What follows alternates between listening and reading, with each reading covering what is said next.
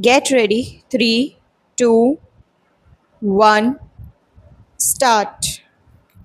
Mahatma Gandhi, who had anticipated all this, thought that this system of education, which is so expensive, would not do if education was to be brought within the reach of every Indian, rich or poor.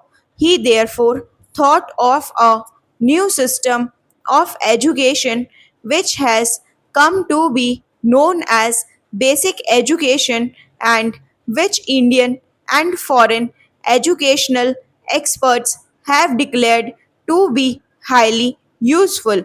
According to Gandhiji, as far as I understood him, there are two basic merits in this new system. Firstly, education under this system is imparted not merely through books but through some kind of practical work so that the knowledge which children acquire will not be the result of mere memorizing but of actual experience. He thought, and some of the leading educationists were at one with him, that knowledge acquired in this way created a degree of consciousness, efficiency, and a feeling of self reliance, all of which would come handy to one when starting life. Para.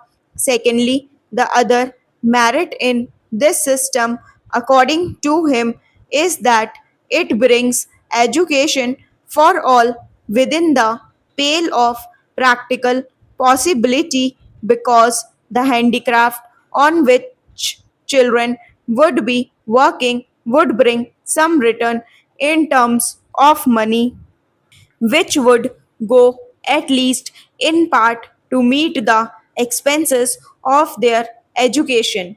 He was convinced that unless young scholars made this contribution towards their own education, universal education in India would never be possible.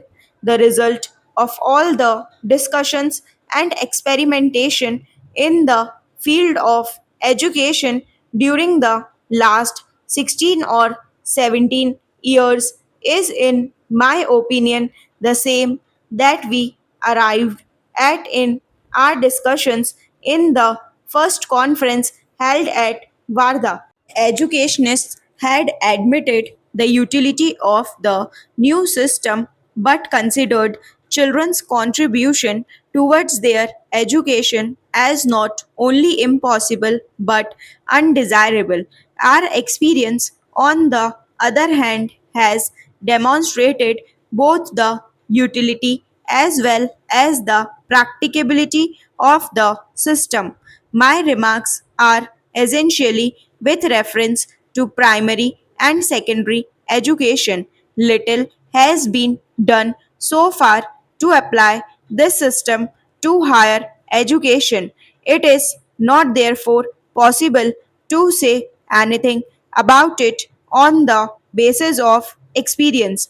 In spite of all that has been done in this field so far, it is a pity that this system has not received the encouragement which it deserved and which we could have given it after achieving independence from the British rule. Para.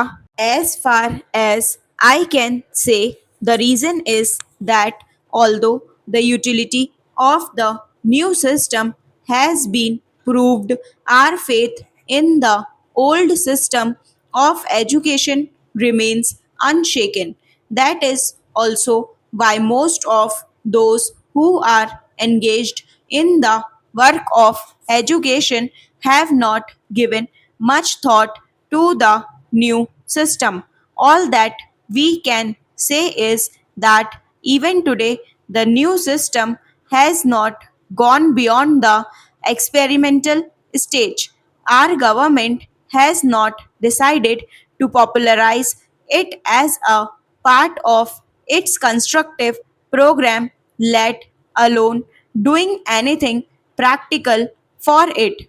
I know that in the various conferences we have had so far, resolutions have been adopted in favor of it, and government agreed that the new system should be adopted, but actually it has not been done. Consequently, educational institutions of the old type are daily increasing, and whatever budgetary provision government makes under the head education is spent mainly on keeping the old system of education intact. Naturally, the new system has received little encouragement.